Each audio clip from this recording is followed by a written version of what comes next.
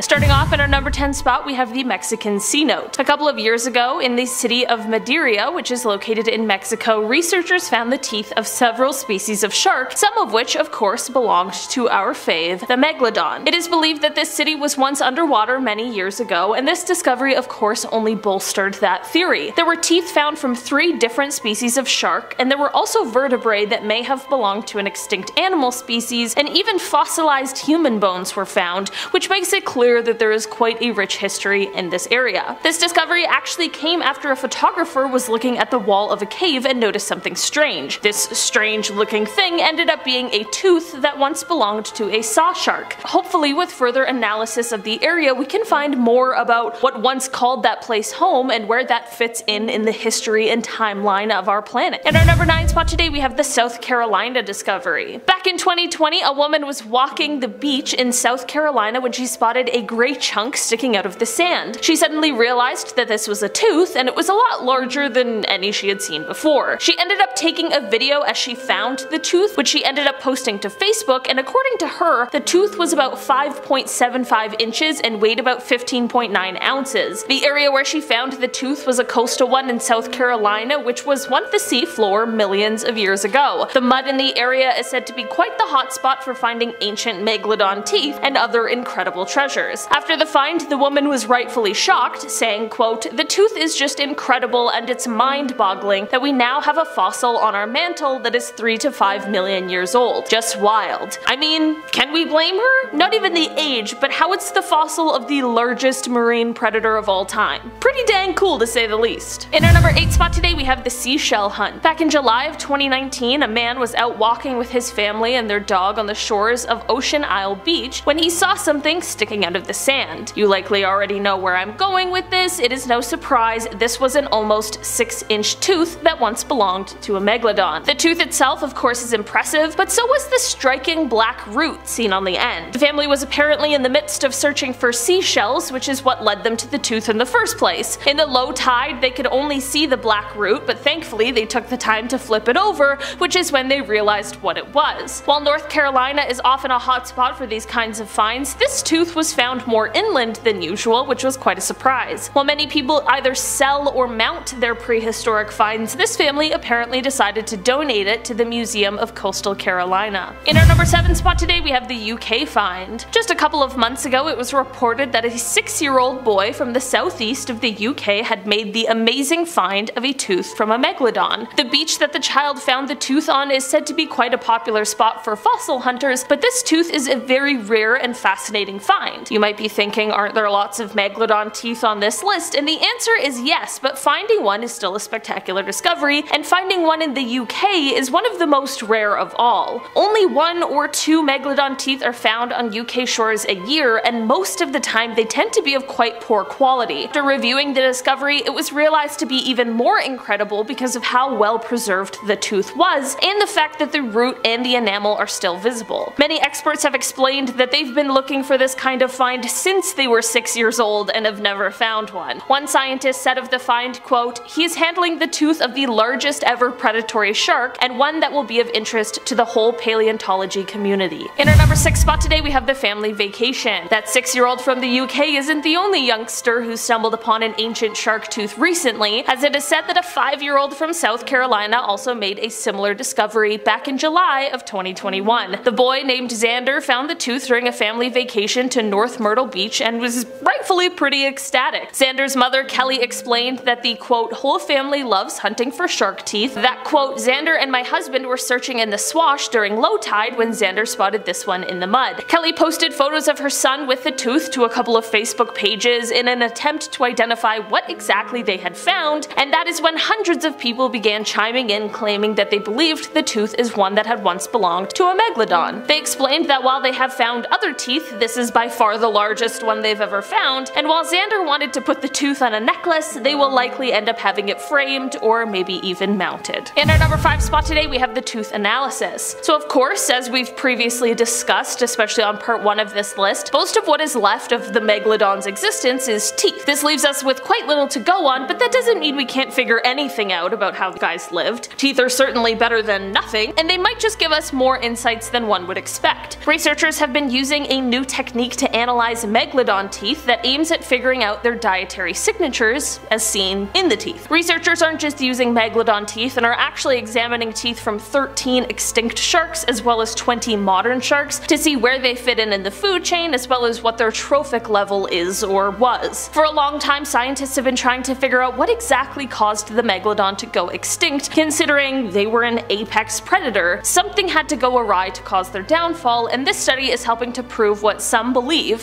which is that their disappearance was caused by food competition. Researchers are looking at the presence of different isotopes of zinc that are preserved in the tooth enamel. This can help them to determine what kind of animal matter that different species of sharks ate, which in turn allows them to figure out which sharks that lived at the same time ate similar types of food and which didn't. So far, the research has led experts to believe that the Megalodon might have had some pretty stiff competition for food with another shark species at the same time, and this might be what led to their downfall. In our number 4 spot today, we have Bone Valley. The Bone Valley region of Florida is known for their Megalodon teeth, some of which have some pretty striking colors. While this was once a hotspot for finding the remains of the prehistoric shark, the teeth are now getting hard to come by as access to nearly all of the mines and phosphate pits where the teeth were found has been closed off. Many of the teeth found here were on the smaller side and are said to have once belonged to juveniles of this species. This is exactly why it is thought that this area was once a nursery for the Megalodons, which is super cool. Typically when found, Megalodon teeth have a gray coloring to them, but some in this region have been more white colored or yellow. In our number 3 spot today, we have nurseries. Speaking of Megalodon nurseries, there has been research into identifying these types of places specifically, and it is looking like there are 5 potential ones that have been found, and they include ones in the Atlantic, Caribbean, and Pacific basins where fossils have been located that range in age from 16 million to 3 million years. According to the study, quote, "Our analysis supports the presence of 5 potential nurseries ranging from the Middle Miocene to the Pliocene with higher densities of individuals with estimated body length within the typical range of neonates and young juveniles." It goes on to say, quote, "These results reveal for the first time that nursery areas were commonly used by O. megalodon over large temporal and spatial scales,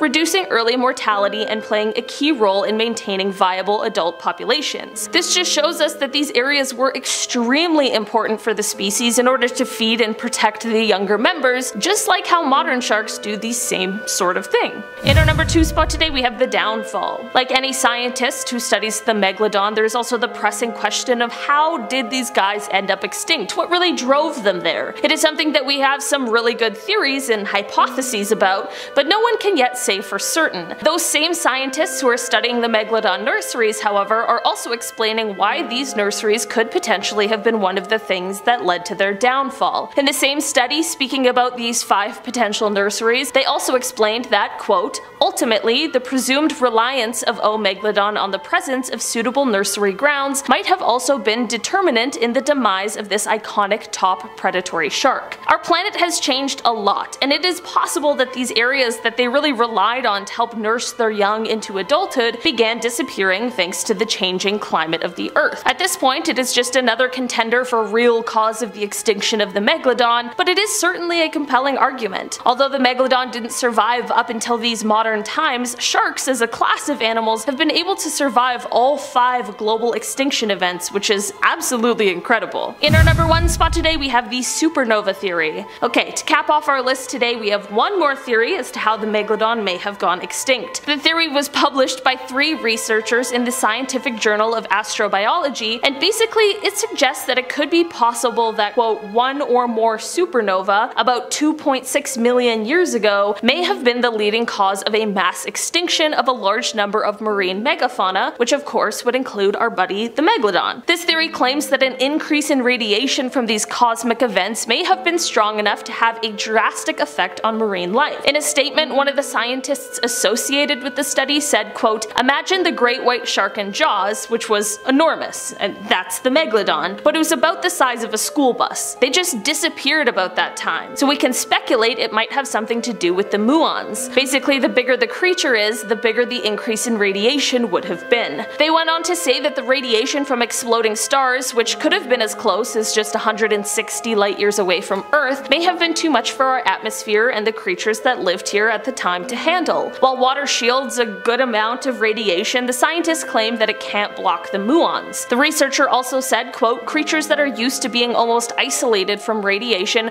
would suddenly get a whole lot. They would be unlikely to have as good of a defense against radiation as land creatures would. And that's the end. Starting off in our number 10 spot, we have the TikTok shark. In May of last year, someone on TikTok called Alex Albrecht, who is a marine biodiversity student as well as a musician, shared a video on the app that had people seriously shocked. The TikTok shows a massive shark lurking around the ship that Alex was on, which is said to have just been off of the coast of Massachusetts at the time. The ship was full of research students when this massive shark made its appearance, many of which either screamed or had some sort of expletive to say in response. Another TikTok user asked in the comments if the shark in the video is a Megalodon, considering how absolutely huge this thing was. Was this an actual Megalodon? Likely not, but hey, I'm not the marine life student here, so who am I to say? In our number 9 spot today, we have the cray fisherman. David Stead is an Australian naturalist, and in his book titled Sharks and Rays of the Australian Seas, he details an encounter with a shark that some have taken to believe is the legendary Megalodon herself. Apparently this incident happened in 1981 to a group of cray fishermen that David spoke with. These fishermen were absolutely terrified of a shark they saw in their fishing grounds, which were just off of Broughton Island. They were so scared, in fact, that they refused to return to the fishing spot for days. All the men agreed that the shark was monstrous and that it was most definitely a shark, not a whale.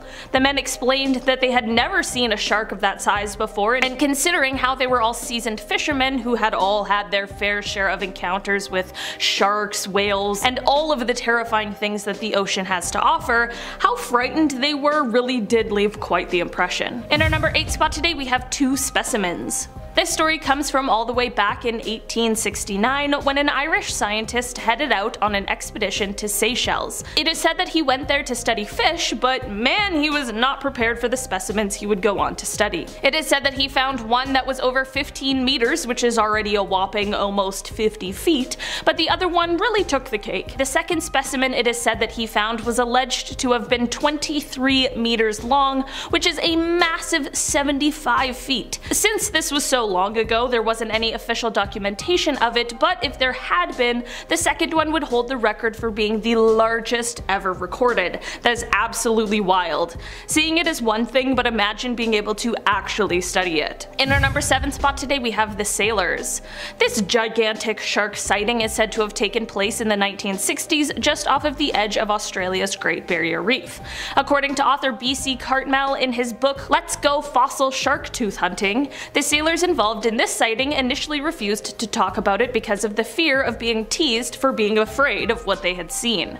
After some time, however, they began to speak about the incident.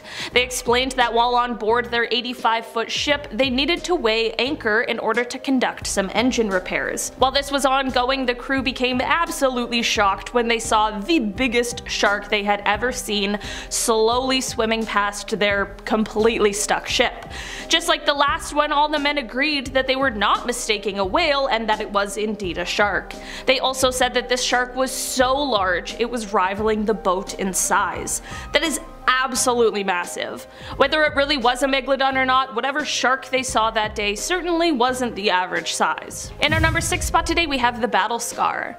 This story is a little different than the others on today's list, and it started with the sighting of a great white shark. This 15-foot long shark was spotted swimming just off of Isla Guadalupe in Mexico, but what was so striking about this great white in particular was the absolutely savage wound it had on its side.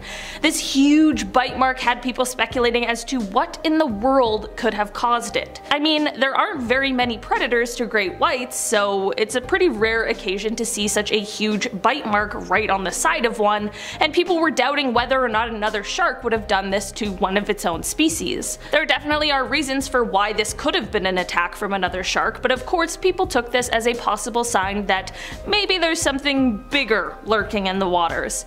If the Megalodon somehow isn't actually extinct and just manages to evade any sort of confirmation of its existence, it certainly would need a ton of food to survive, which makes big fish like great whites a perfect snack.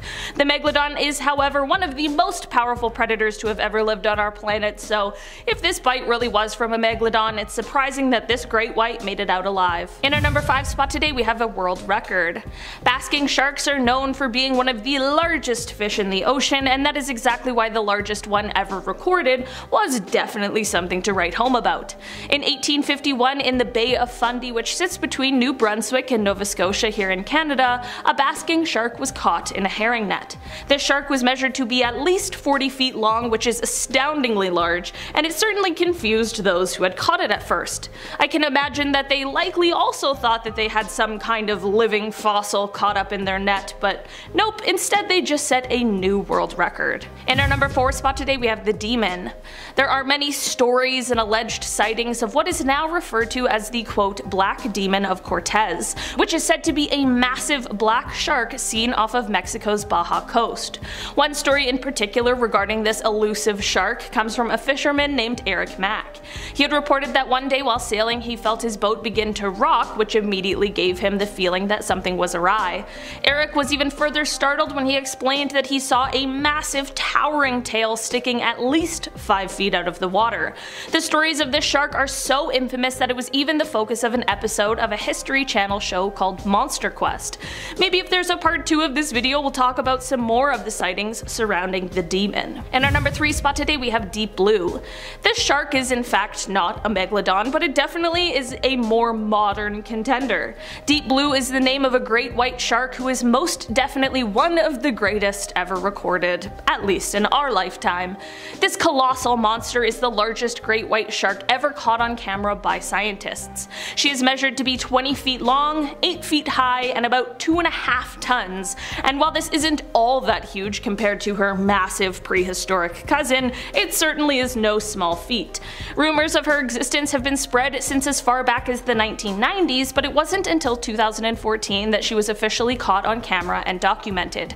Researchers at the time were in the midst of studying tiger sharks, but she made her grand appearance after scavenging some food from a sperm whale carcass nearby. In our number 2 spot today, we have Bigger Than the Boat.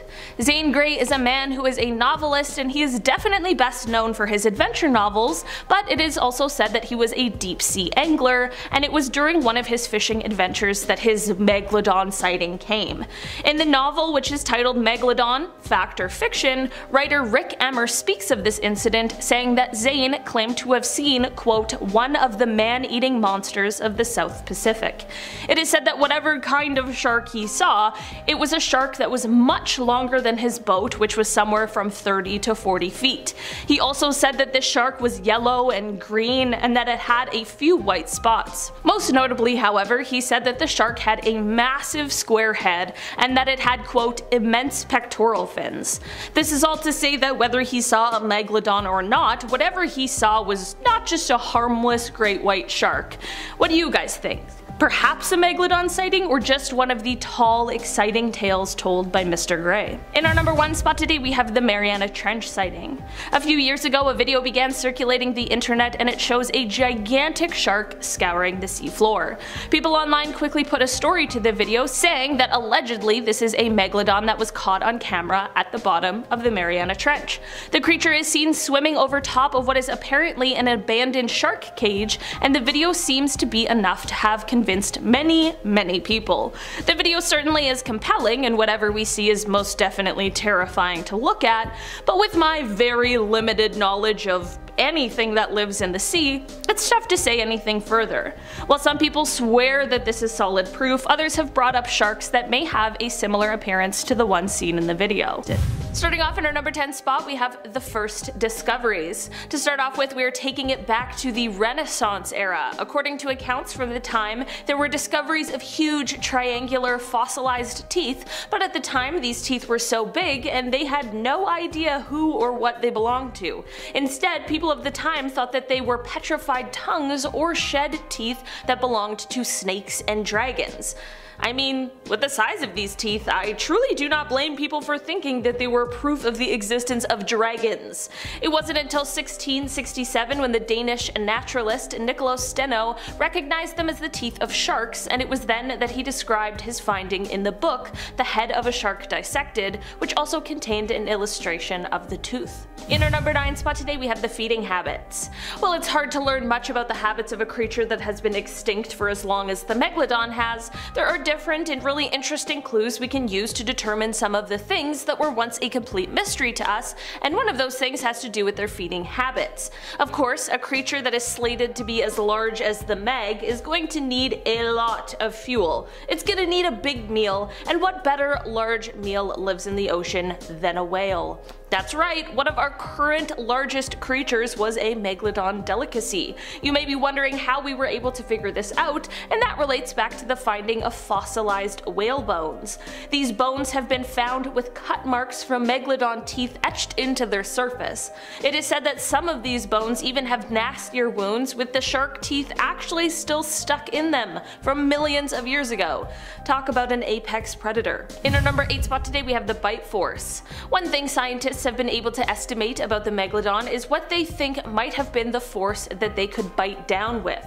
So to set the stage, we of course need something to go on unless you're already an expert in bite forces.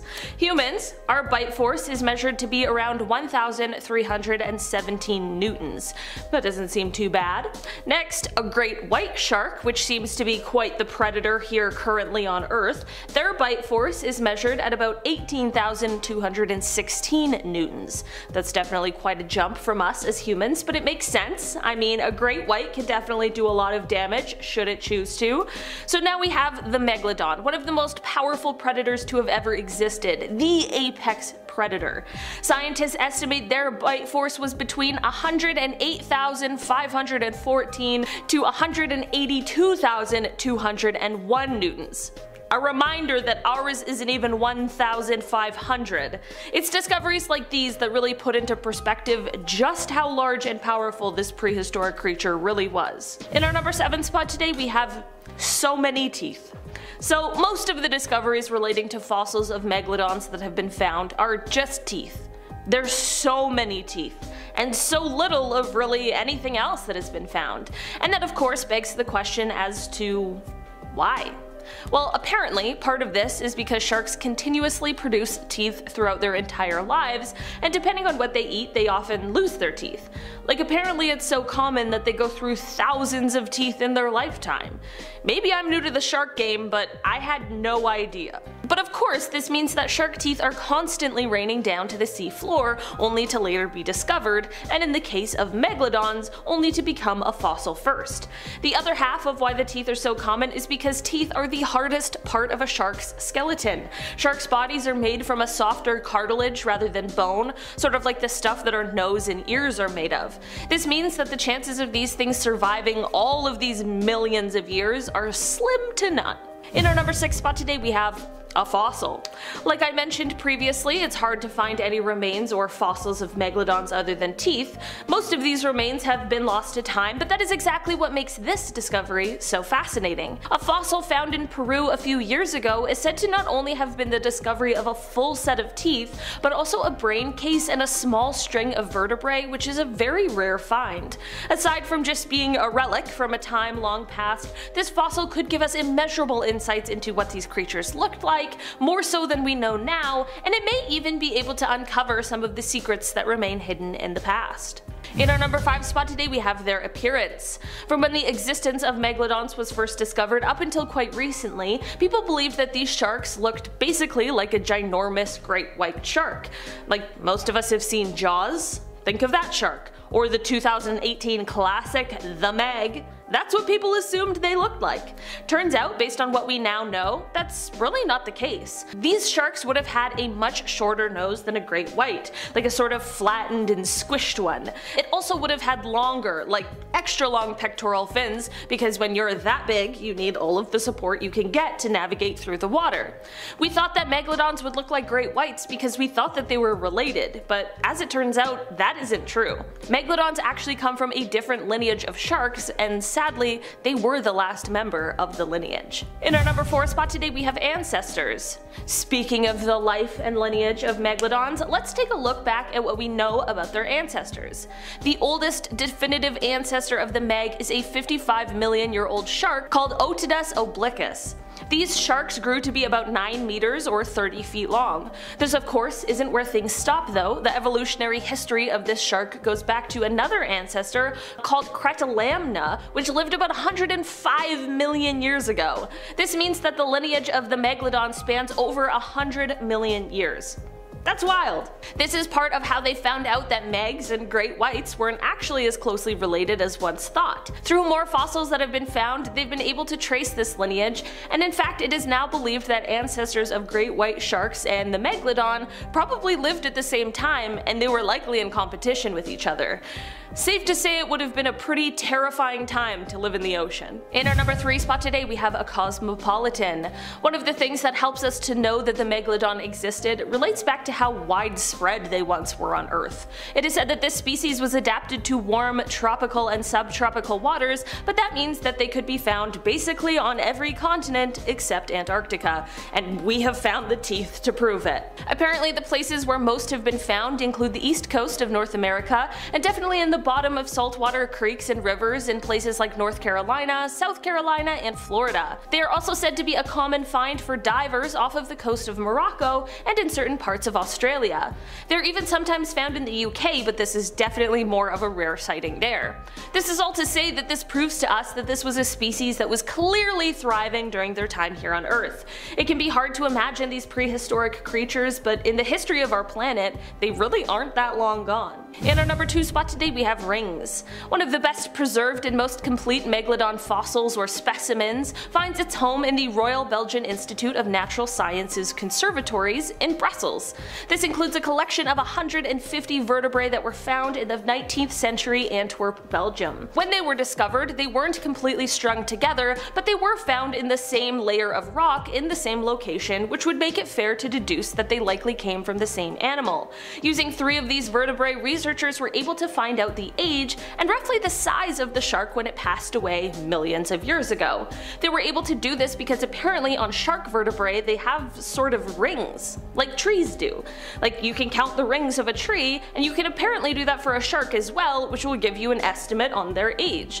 On this specific specimen they counted 46 circles in the vertebrae, which put the shark at roughly 46 years of age. This would have been quite young for a Megalodon since they are said to have lived to be about 88 to 100 years old.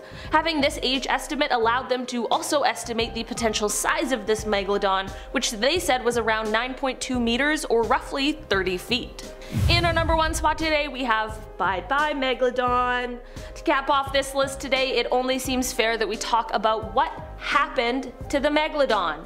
If they were these huge, powerful apex predators, how did they die off, especially when other shark species have seemed to survive? We know that the Megalodon was extinct by the Pliocene, which was 2.6 million years ago, and was when the Earth entered a phase of cooling. We of course can't know exactly the moment the last Megalodon died, but right now it is believed that it may have been about 3.6 million years ago. The cooling of the planet is likely the biggest contributor to the demise of the Meg. I mentioned before that they preferred warm tropical waters, and a drop in those temperatures would totally throw off the habitat that they once called home. This significant habitat loss, coupled with the likelihood of their favorite prey either also going extinct or adapting to cooler waters and moving where the sharks couldn't go, truly is a recipe for disaster for the good old Megalodon. Another big contributing factor relates to when they gave birth, which is thought to have happened close to the shore, which would provide a cozy, shallow nursery for their young that was free from predators like large whales. This is all fine and dandy until ice begins to form at the poles and the sea levels dropped, which means that the safe place where they once went to have their pups was now destroyed as well.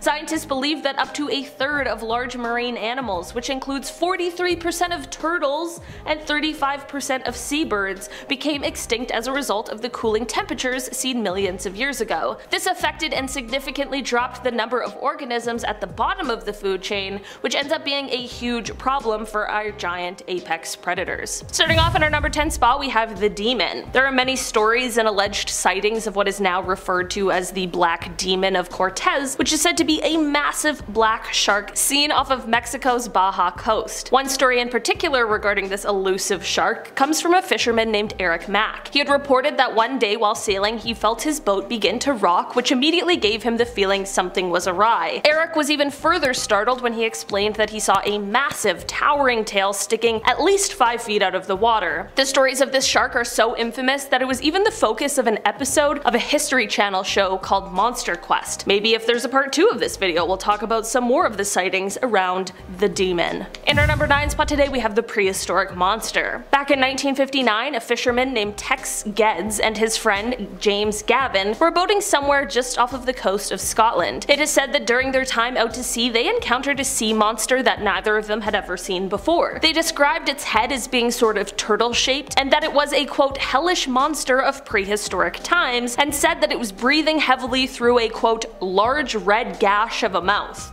Okay, not exactly a kind description, but definitely a bit of a terrifying one. I think it's important to bring up that we actually don't really know what megalodons look like. We have a sort of idea, but at the end of the day we only have some fossils, jaws, spines, teeth. It doesn't really leave us that much to work with. While it isn't quite clear what these two men saw for sure, and it's likely that we'll never know, whatever it was definitely wasn't just the average sea creature. In our number 8 spot today, we have the TikTok shark. In May of last year, someone on TikTok called Alex Albrecht, who is a marine biodiversity student as well as a musician, shared a video on the app that had people seriously shocked. The TikTok shows a massive shark lurking around the ship that Alex was on, which is said to have been just off of the coast of Massachusetts at the time. The ship was full of research students when this massive shark made its appearance, many of which either screamed or had some sort of expletive in response. Another TikTok user asked in the comments if the shark in the video is a megalodon, considering how absolutely huge the thing was. Was this an actual megalodon?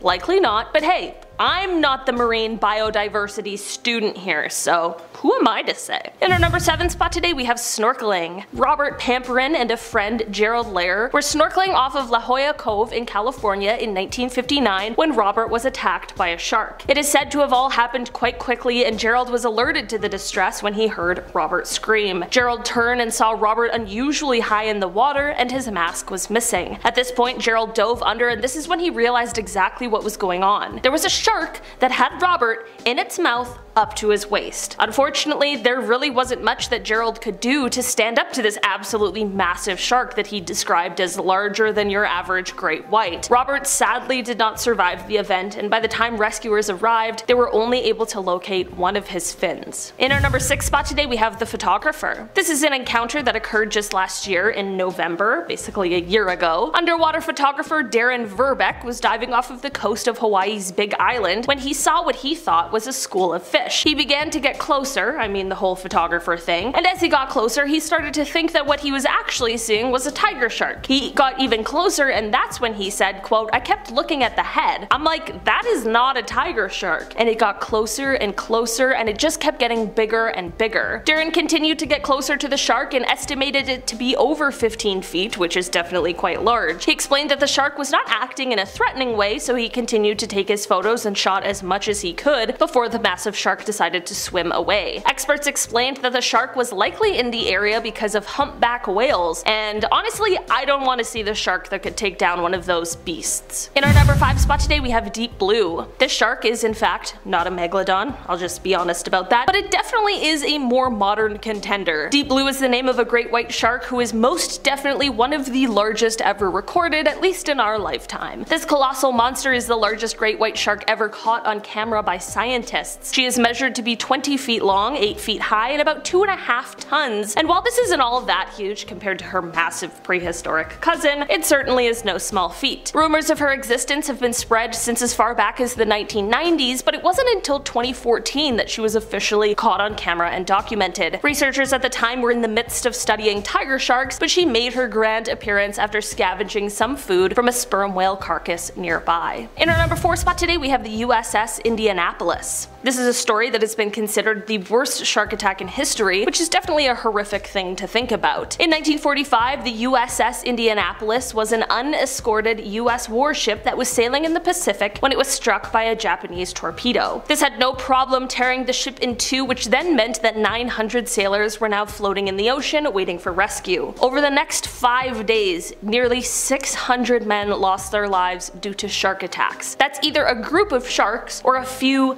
very large, very hungry ones. From the survivors' accounts of what happened over the course of those days, it seemed like an absolutely nightmare situation. This is exactly why it has gone on to be called one of the worst shark attacks in history. In our number 3 spot today, we have Rodney Fox. Rodney Fox is a man who is thought of as one of the best spear fishermen in the world. In 1963, he was partaking in the Australian Spearfishing Championships, which were being held just south of Adelaide, when he went through what is widely regarded as, again, one of the worst shark attacks in history. The shark he encountered bit him around the waist, which ended up puncturing his diaphragm, ripping his lungs, and crushing his rib cage. Not only this, but the attack left his organs exposed, so much so that when he finally made it back to shore, those rescuing him had to keep his wetsuit on to ensure that his insides actually stayed on the inside. Despite the fact that Rodney needed at least 4 hours of surgery and about 400 stitches, like many people who have had these sort of terrifying encounters, rather than shying away from sharks in the water, he leaned in. He actually became an advocate for sharks after this. He created the first underwater shark observatory and helped to dispel the rumors that sharks are bad, crazy, scary animals that we should all fear. In our number 2 spot today, we have the Jersey Shore. Back in 1916, during the summer season, there were 5 different shark attacks that occurred over the span of 10 days that ended up in the deaths of 4 people. This wasn't something that had been seen before in the area, which of course left people speculating as to why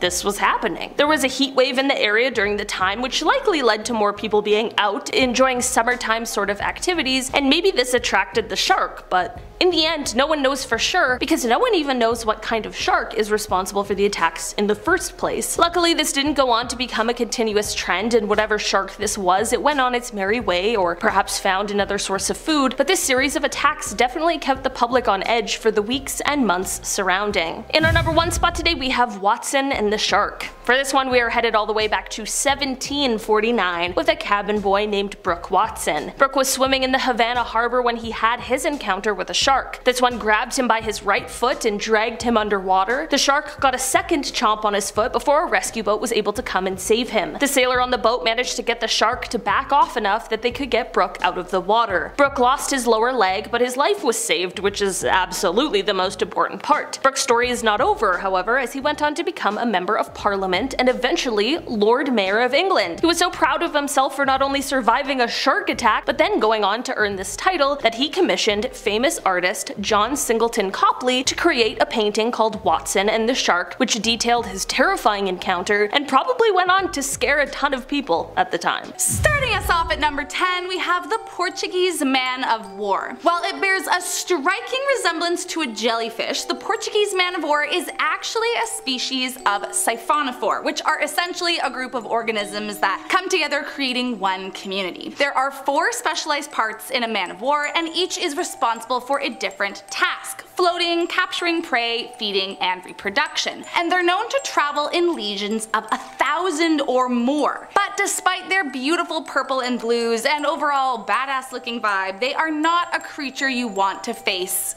if you can help it. Their tentacles grow an average of about 30 feet in length, although some have been recorded as long as 100 feet. And of course, it is their tentacles that pose the big threat. Their long tendrils contain stinging nematocysts, which are tiny little capsules loaded with barbed tubes that deliver venom capable of paralyzing and killing fish. Now, luckily, it is rare that people die from its sting, but still, it will be sure to cover you in painful welts that will last days on the skin, and in some cases the venom travels to the lymph nodes, making the victim feel like they're having an allergic reaction and actively suffocating. So while it's rare to actually die, any encounter with them will leave you feeling as if death is just around the corner. Number 9. cone snail. Found in the warm waters in the tropics, these beautiful creatures are instantly recognizable for their highly prized brown and white marbled shells. They can be seen in shallow depths closer to shore,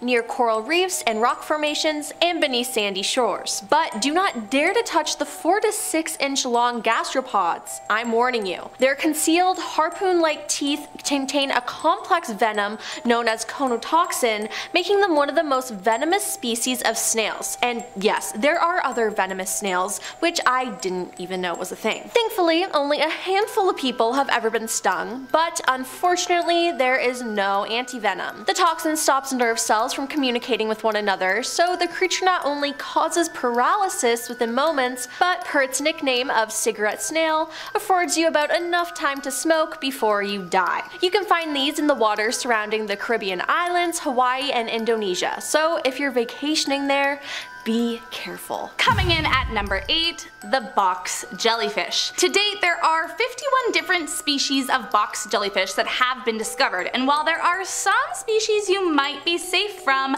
there are others that can quite literally take your life. The box jellyfish possesses one of the most venomous stings in the animal kingdom, and the bigger they get, the more they need to be feared. Unlike many other venomous animals, the box jelly doesn't just release its venom on anything that threatens it. It actually reacts to a chemical on the skin before releasing its death-inducing poison, so as not to waste it on inanimate objects. In Australia, researchers have recorded 64 deaths by the dangerous creature, but even if it doesn't take your life, the sting can cause lasting health effects on the victim's immune system, as well as leave them covered in burning welts, blisters, and bleeding lesions from where it touched you. Some Australian swimmers and divers have resorted to wearing pantyhose in the water so that even if they do come into contact with the terrifying creature, the venom won't be released as their tentacles won't sense the reactive skin chemical. But even so, I will be taking further protection and not going near them to begin with. Number 7. Brazilian wandering spider. Okay, spiders in general are creepy, but this one, the size of the spider is huge. It can be 5 to 7 inches long. Now, if that doesn't scare you already, may I add that it has a highly venomous bite. Many spiders have fangs packed full of toxins, but aren't known to bite people. Unfortunately, the Brazilian wandering spider is not one of these. It bites people, so beware. Even worse, this spider often lives up to its name and wanders into densely populated areas to seek shelter in dark, cozy places like the inside of shoes, clothes, log piles, cars, and other places people may stick their hands. I just got the chills. Now, if you happen to get bitten by one of these, death can occur within 2 to 6 hours of a bite, typically as a result of lung failure, though fever, vomiting, and paralysis also can occur. Bites from Brazilian wandering spiders are uncommon, but don't let your guard down in their territory, just in case. Next up at number 6, giant spitting cobra. Found in the eastern and northeastern parts of Africa, the giant spitting cobra is exactly what it sounds like. These big old death snakes can measure up to 9 feet, and some have been known to possess enough venom to kill 15 people. The venom is released from the fangs located in the top jaw, and if threatened, the snake wastes no time spitting its venom at the attacker, sometimes reaching as far as 8 feet away. What's even scarier is their ability to release venom for hours without running out. The giant cobras tend to aim for the victim's eyes, as their venom can cause permanent blindness, but no matter where they get you, you can be in trouble. Their venom has a strong necrotizing effect, which means it can kill the tissue around the wound and cause the flesh to begin decomposition. Many survivors of spitting cobra attacks are disfigured from where the venom met their skin, and even when patients are administered with anti-venom, there is still a chance amputation may be required, which is insane. As if I needed another reason to be afraid of venomous snakes. Number 5. Saltwater crocodile. Florida's alligators may be scary, but they have nothing on their cousin, the saltwater crocodile, who is more short-tempered, easily provoked, and aggressive towards anything that crosses its path. These crocodiles can grow up to 23 feet in length, weigh more than a ton, and are known to kill hundreds of people each year. With crocodiles as a whole are responsible for more human fatalities annually than sharks. Now, saltwater crocodiles are especially dangerous as they're excellent swimmers swimmers in both salt and freshwater, and can strike quickly with a bite delivering 3,700 pounds per square inch of pressure, rivaling that of the T-Rex. If that's not enough to scare you, let me put it into perspective. Humans chomp into a well-done steak around 200 per square inch, a mere 5% of the strength of this crocodile's jaw. So yeah, they're strong and can rip a human apart. These animals are mainly found in the Indo-Pacific region, everywhere from India to Vietnam and all the way to northern Australia. I will definitely be staying away from them. Coming in at number 4, hippos. They might not be some unsuspecting creature with a venomous bite, but that doesn't mean they aren't one of the scariest things you could ever come into contact with. The hippopotamus, found in select corners of Africa, kills around 500 people a year. For reference, just 11 people reportedly died from shark-related incidents in 2021. Now, the hippo is not interested in eating you. They are largely herbivores that eat about 80 pounds in grass a day, although they will sometimes feast on a carcass every now and then. Their only reason to attack you is to defend their territory, and male hippos take that more seriously than maybe anything else in the world. Most commonly, hippos will attack people on boats, launching themselves onto the vessel and capsizing it before snapping your body like a twig with their powerful jaws. But even walking too close to their designated river could be the end of you. Known to even be territorial of the land surrounding their body of water, sometimes up to 550 yards away.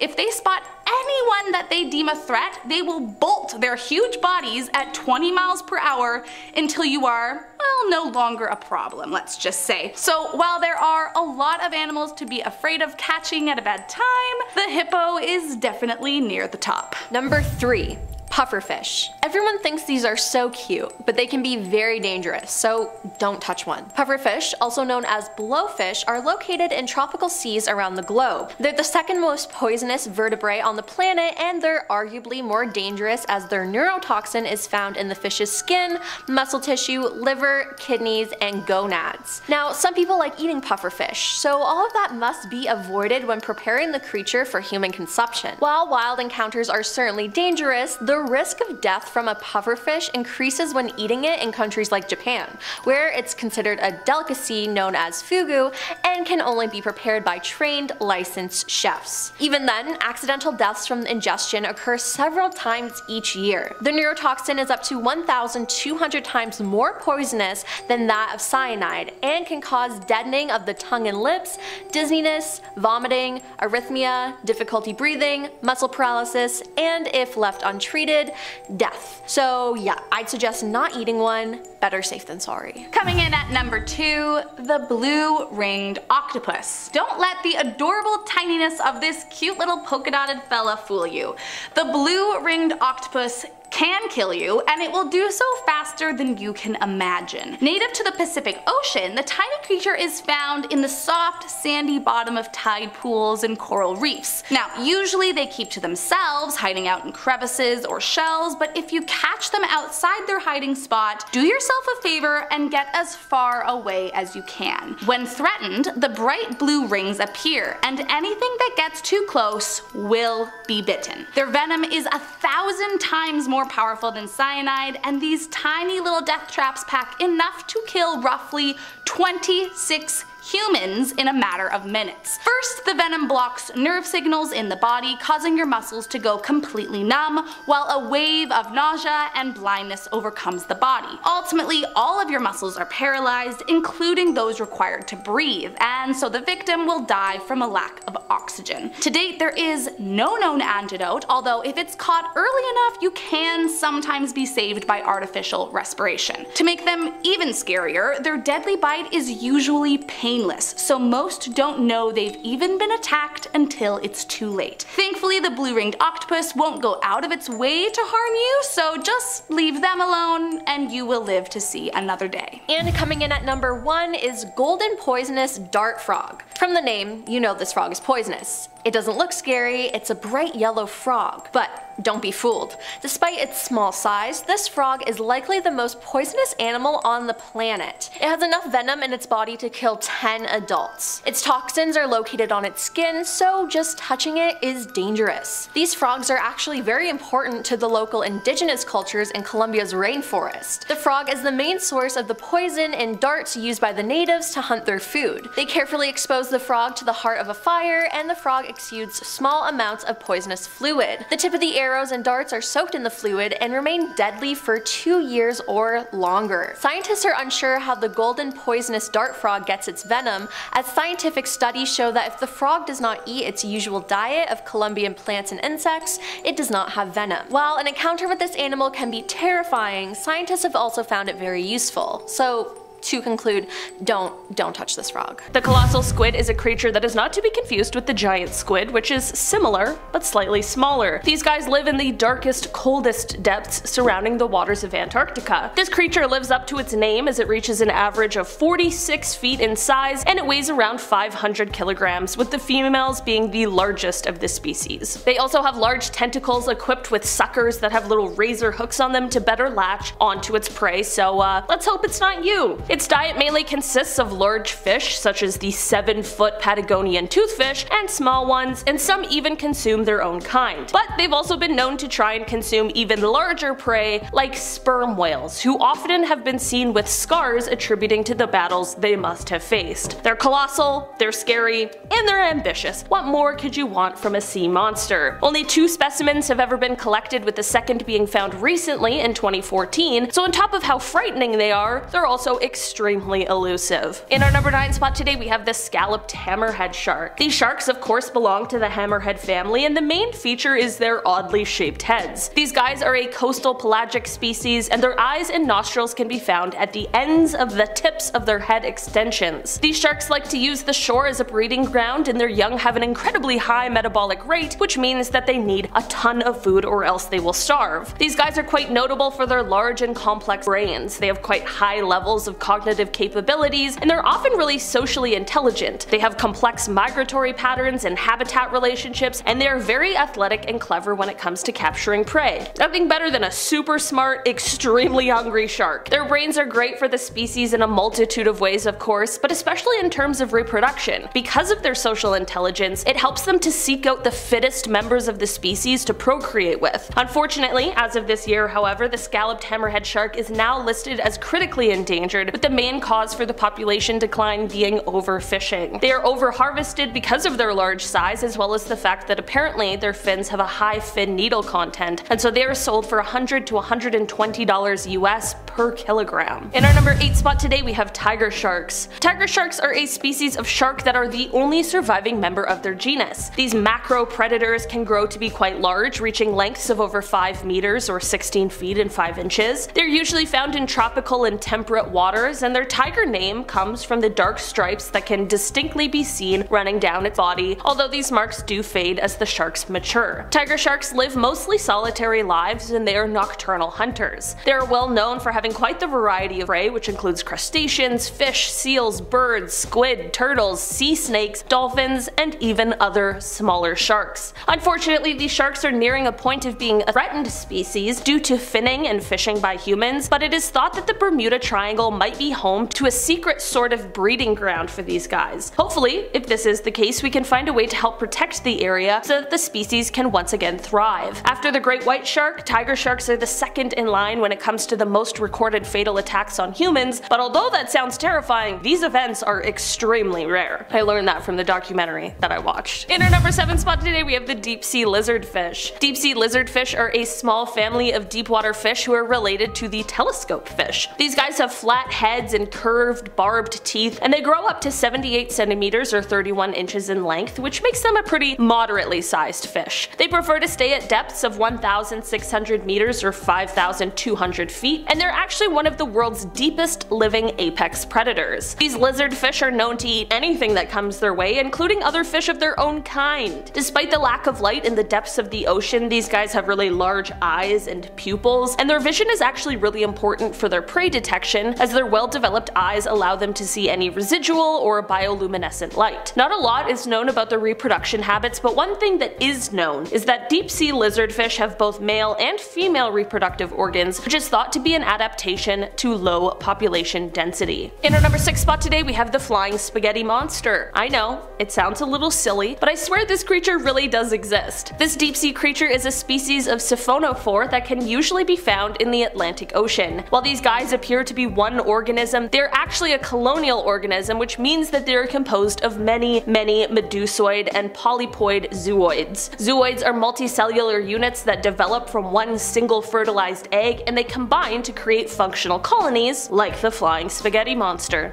In our number 5 spot today, we have the faceless cusk eel. Anything that's called faceless certainly can't be good, and this eel is absolutely no exception. These guys don't have a face, and they honestly look like the dementors of the deep sea. The first time one of these was found was in 1973 when oceanographers aboard the HMS Challenger discovered it, but for a century, no one else came across one of these guys. Perhaps it's because they like to make their home in the icy waters located 13,000 feet below the surface of the ocean. Just a few years ago, when these guys were sort of rediscovered, one of the leaders of the expedition, Tim O'Hara, told The Guardian that, quote, "It looks like 2 rear ends on a fish." Really. Apparently, the mouth of these guys sits underneath its body and can extend out to catch food before disappearing back inside its own body. It's kinda cool, kinda gross. In our number 4 spot today, we have the fangtooth fish. The fangtooth fish has a mouth full of razor-sharp teeth, perfect for clutching just about any size of prey in its jaw. That's right, any size. They live in the deepest parts of the ocean, the deepest having been recorded around 16,000 feet. That is until they just so happen to feel like migrating up to the surface for a little vacation. Unlike a lot of other deep-sea dwellers, fangtooths do not have any bioluminescent organs to attract their prey. That is because they're not the sit and wait kind of predator, and instead they seek out their lunch using their excellent sense of smell. They are more active than most deep-sea dwellers and heavily rely on any light that may sink into their dark home. In our number 3 spot today, we have the Pacific viperfish. The Pacific viperfish can be found at different areas in the ocean, depending on the time of day. They usually like to stay in the bathel zone, which is about 100 meters to 400 meters below the surface of the ocean, but during the nighttime, they will sometimes rise up into much shallower water because there is more food for them to eat. It's easy to pick out which fish is a viperfish because of the fact that its jaw is sticking out forward, and then they have those extra long pointy teeth. The Pacific viperfish is predatory and mostly eats other fish, but it will also chow down on crustaceans, plankton, and shrimp. This fish can grow to be about 1 foot long, and they are considered one of the most aggressive fish for their size. I know it's only 1 foot long, but hearing how vicious it is, coupled with how ugly it is, and I really don't want to be anywhere near this thing. One cool thing about these fish though is that they have what is called ultra black skin, and it reduces the reflection of anything that is illuminated around them so that they can camouflage themselves easier in the darkness of the deep sea. In our number 2 spot today, we have the sea spider. Okay, if you're like me and don't like the spiders that exist on land, unfortunately this one is not going to be up your alley. Sea spiders are giant, and they like to suck the life out of their prey. Yeah, how terrifying and honestly gross. They basically just latch onto their prey for dear life and suck out all of the fluid that they possibly can. They are gross, but they technically aren't actually spiders. These guys have a leg span that is comparable to some of the largest land spiders, but the thing with these guys is that they carry their organs in their legs, because I mean they're basically all legs. The good news is that they prefer the really cold temperatures like the ones in the waters surrounding Antarctica, so unless you're planning on taking an icy cold plunge anytime soon, you're unlikely to encounter one of these creepy crawly sea creatures. In our number 1 spot today, we have the megamouth shark. These guys are a species of deep water shark that is rarely ever seen by humans, so there is so much about them that remains a total mystery. Since its discovery, which first came in 1976, there have been fewer than 100 specimens ever observed or caught. These guys are planktivorous, which means that they like to feed on planktonic foods. This leads to them swimming with their mouths wide open, and this, coupled with their extremely large heads and lips, makes them easily recognizable if you were to ever run into one on a casual trip to the deep sea.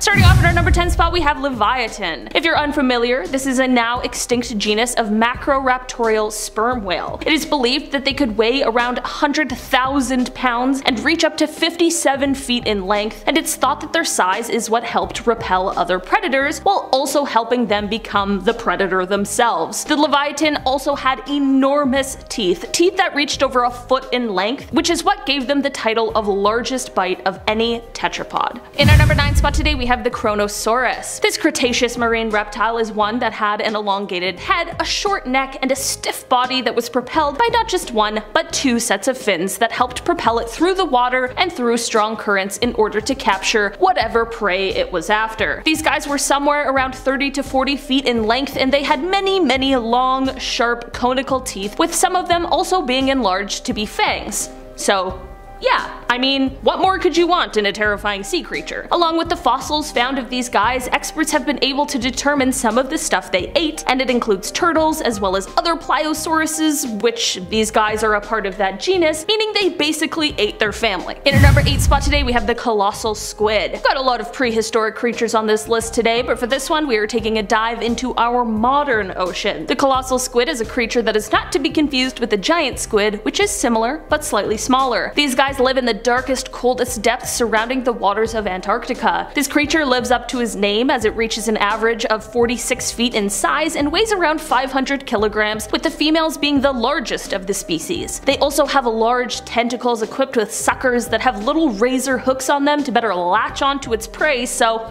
let's hope it's not you. Its diet mainly consists of large fish, such as the 7-foot Patagonian toothfish, and small ones, and some even consume their own kind. But they've also been known to try and consume larger prey, like sperm whales, who often have been seen with scars attributing to the battles they must have faced. Only 2 specimens have ever been collected, with the second being found recently in 2014. If you ever wondered where the tales of the Kraken came from, you now know. In our number 7 spot today we have Jacalopterus. Okay, I've got 3 words for you. Giant sea scorpion. Yeah, this 8-foot long arthropod lived in the water with its gross 2 large pincers and claws, and honestly it looks like something out of the movie Alien. These guys had segmented bodies, and they were actually the largest known arthropod to have ever existed here on Earth. They had multiple specialized limbs, and some of them even had spikes, like for example their 18-inch spiked claw that was used to snatch fish that passed by. It is said that some of these guys would crawl out of the water in order to mate and sometimes shed their outer skin, and all I have to say is imagine finding an 8-foot long bolt of one of these creatures on the beach right before jumping in for a swim. I'd swear off all water after that. No thanks. In our number 6 spot today we have the Helicoprion. Okay, listen, there are many problems with our modern world. We could sit here talking about them all day, and into next week there are so many. But here's the thing we need to realize. Things could be so much worse, and by worse I mean this creature could still exist. This animal existed somewhere around 250 million years ago, and while it looks more like a shark than anything else, scientists now know that it was actually a creature that is more closely related to chimeras, which are a fish that separated from the shark family about 400 million years ago. So why is this animal so scary and just terrible to look at? Well, that is due to the incredibly unsettling spiral saw formation of teeth that this creature had right on their lower jaw. Yeah, an orthodontist's dream, truly. It's also not like this creature was just born with the teeth that they had for the rest of their lives. No, of course not. They had teeth that could grow, and new teeth could even form. Imagine being in the ocean and you see a huge creature swim up to you that has 4 spiral saws for teeth. Yeah.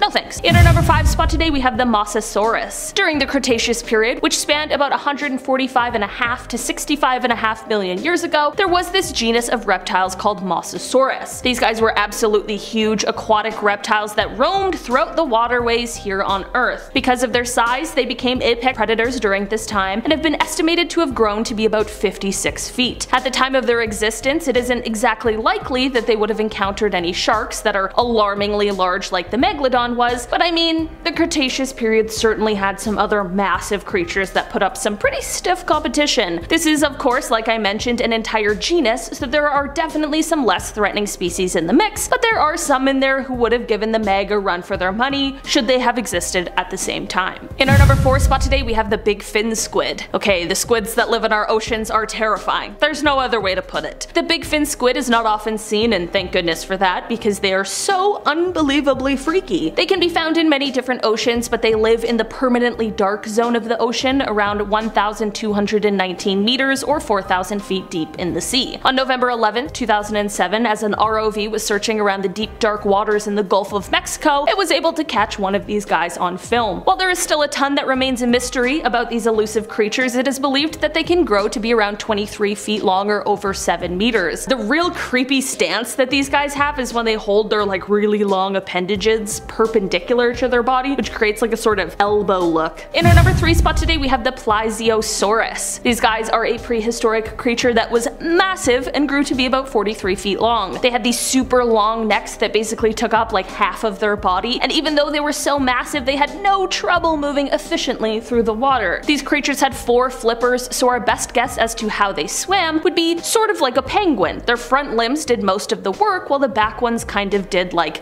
the steering. Fossils have been able to show us that these creatures gave birth to live young and are actually kind of similar to dolphins in the way they take care of their young. It is thought that these just may be the creatures that inspired the tales of the Loch Ness Monster. In our number 2 spot today, we have the Basilosaurus. These guys have a name that translates to king lizard, and they are a genus of large predatory prehistoric whales that lived during the Eocene, which is approximately 41.3 to 33.9 million years ago. These guys were actually first described in 1834, which makes them the first prehistoric whale known to science, which is kind of cool. These guys were one of the largest, if not the largest, of their time, and they were the top predators of their environment. They preyed on sharks, large fish, other marine animals, including the dolphin-like Dorudon. Really, they were able to eat basically anything that they felt like eating. These guys even had teeth that were various types, like canines and molars, which probably allowed these creatures to chew their food, which is different to their more modern ancestors. In our number 1 spot today, we have the Pliosaurus, another massive prehistoric creature, also not to be confused with the Plesiosaurus. These guys grew to be around 40 feet long and about the size of some of the whales we would see today. These creatures are best known for their insane hunting abilities. They could move quickly and they were quite strong. This effective predator skill set, coupled with their massive size, allowed them the ability to take down much larger prey, sometimes even dinosaurs. According to experts, these guys had exceptionally strong jaws. Some even believe that it might have had a bite just as powerful as the T-Rex, which is of course known for having one of the most powerful bites of any land animal. I'm just saying, these guys were definitely a top predator in their day.